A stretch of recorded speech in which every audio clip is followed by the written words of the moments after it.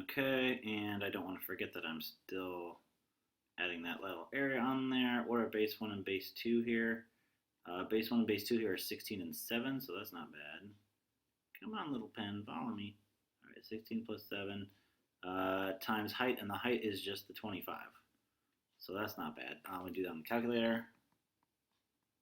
And I got that to be 575, so I remember this is still being added to what we had for lateral area here.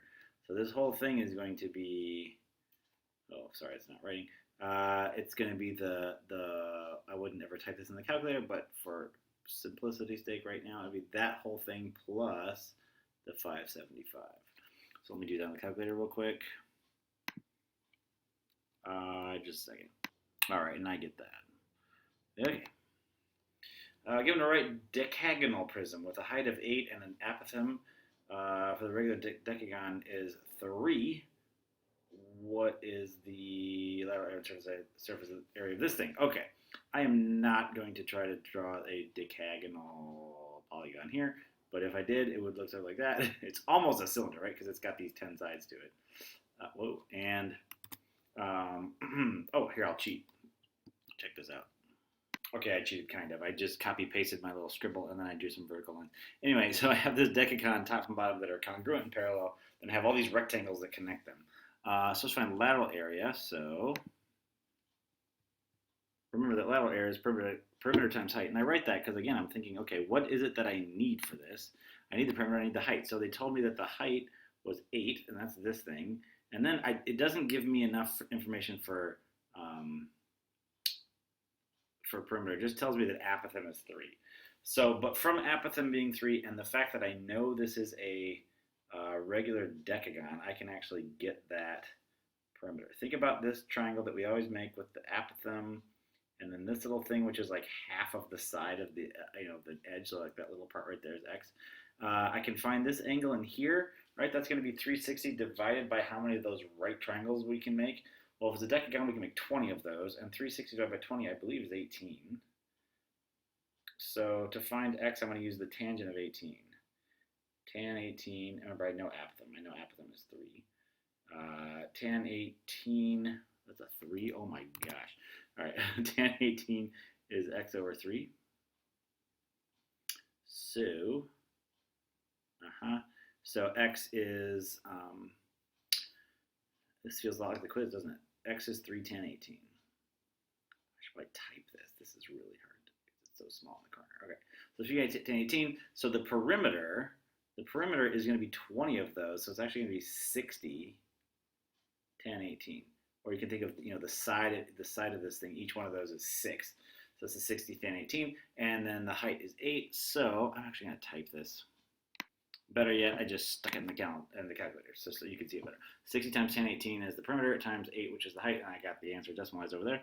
And then surface area, of course, is, now I'm going with a hybrid of writing and typing. 2 times half AP is going to go here in the base place there, right? Because it's LA plus 2B, and LA I just did from before, it's 155 plus point whatever, plus 2 times half AP. Well, we're going to get this 2 times half a lot, and that can just cancel, which is kind of nice. So A I actually have, and P I already have, so all I need to do is plug that stuff in. So I plugged in A times P, and I realized I have some tan 18 here, but this number came from some tan 18s too, so I think I can actually do some factoring out. So 2 times half times A times P actually ends up being A, which is 3 times P, which is that. This 155 crazy number is 480 tan 18. So this 3 times 60 is 180. That 480 is another grouping of tan 18. So watch that. The whole thing turns out to be 660 times tan 18, which is about 214. Because I got that from 480 tan 18 plus right here I have 180 tan 18. And 480 plus 180 is 160. I ran a room there, sorry. Okay, pyramids. The other major shape today is kind of like... well, we have the same kind of idea with a base, right? There's a base face, but instead of 2, there's just 1. And then coming up from this base face, instead of all these rectangles that come up kind of parallel or perpendicular to that plane, we have a series of triangles that come up to one point that's a vertex. This is easier to look at than just to talk about. So let me just give you the picture. So like this is a square pyramid, looks like. We have a square base, and then everything else is a triangle. So here all the lateral faces are triangles. In fact, if it's going to be a right pyramid like this one where it stands straight up.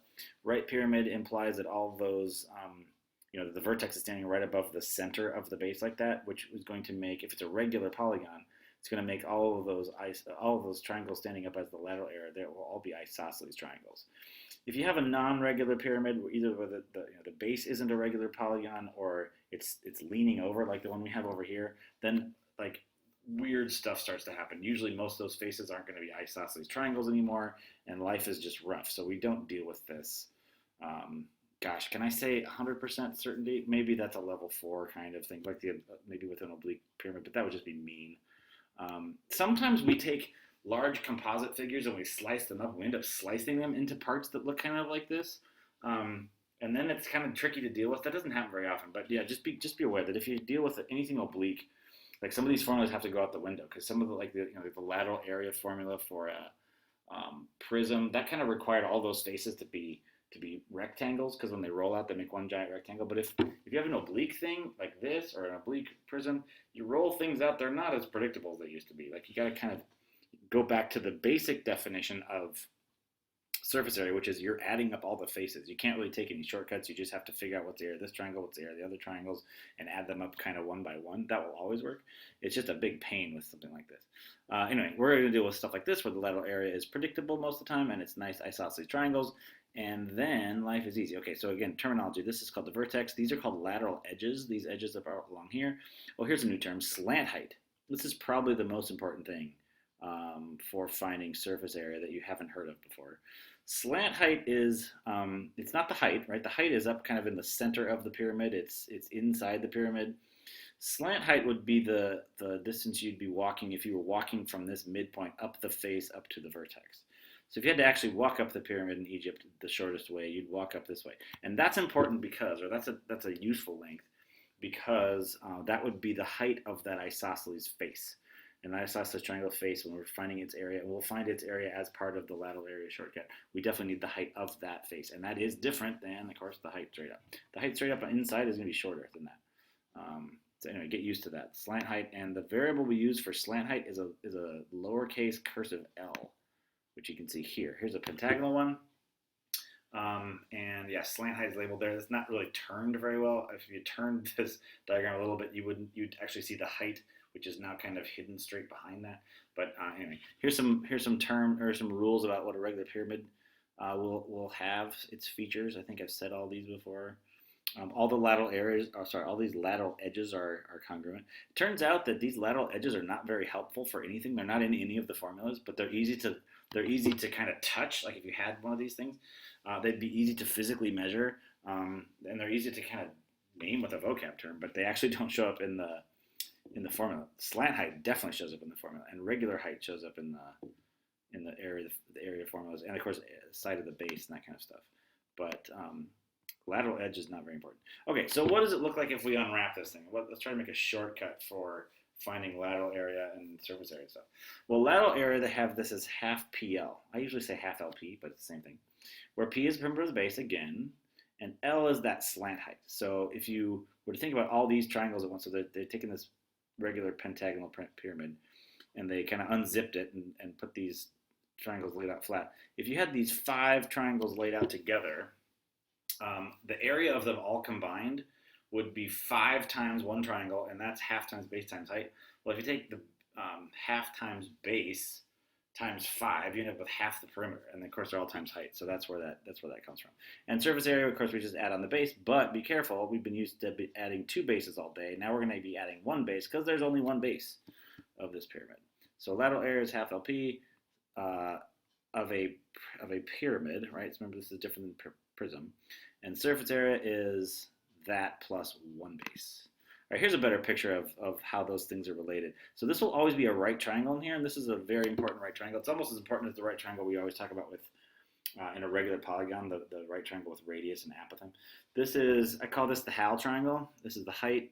This is always going to be apothem of the base, because this could be more sides than 4, and it will still always be apothem because it goes to a midpoint of a side. And the midpoint of a side is always going to be the base of this slant height thing.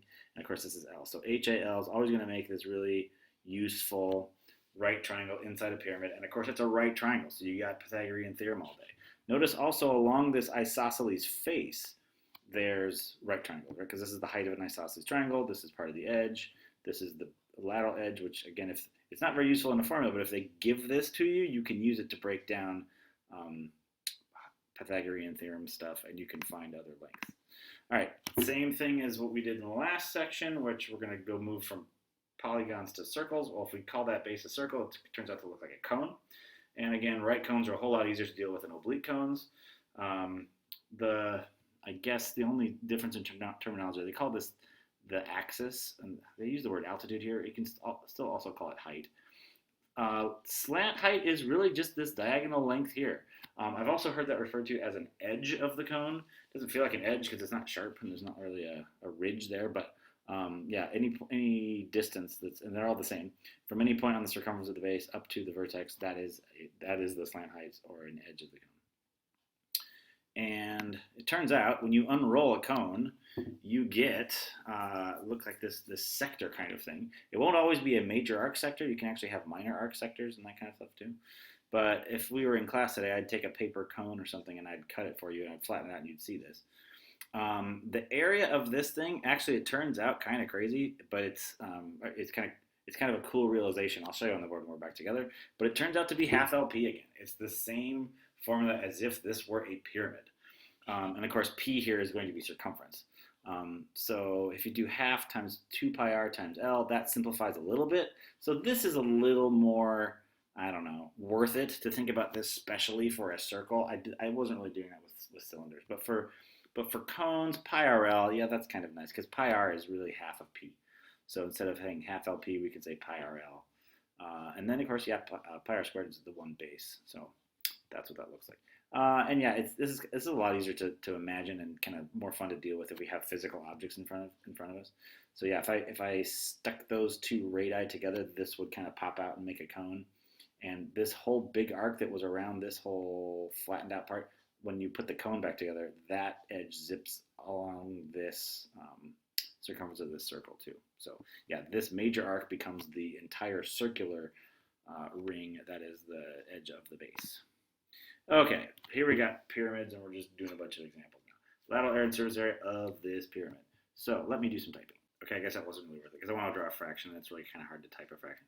All right, this is half, and I want to make this cursive L, so I can't really. Okay, I'm in the habit of saying half LP, so you're just going to put up with that.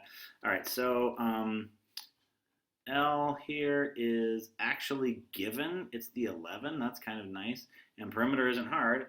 I have a pentagon with base 8, so that's going to be 40. So this is just 220. And then the next one, since I'm on a roll, I'll just do this. Surface area is lateral area plus, be careful, it's only a pyramid, it's got one base. So this is 220 plus, this is about as easy as the first one we did, plus area of the base. It's just one base, so we don't get that cancel out this time. We just get half AP. Well, A is given, and this is actually rounded. Oh, sorry, that's not A. Oh, that's radius. I can find A. Now, I actually didn't need this. I could have found A by just knowing this is a pentagon and this is 8. In fact, did we do that earlier today? Find apothem of a pentagon of radius 8 or of side length 8? I think we did. Let me just go check. Yep, we did. Lo and behold, I don't want to do this again. So the apothem of this thing was 4 divided by the tangent of 36. All right, so 4 over tan 36, that's apothem. And perimeter was, well, this is probably from the other problem too. This is 40. And this is half. So let me consolidate all that stuff together. This is 220 plus, oh my gosh, 2, this would just be 8, that's a 40 by the way.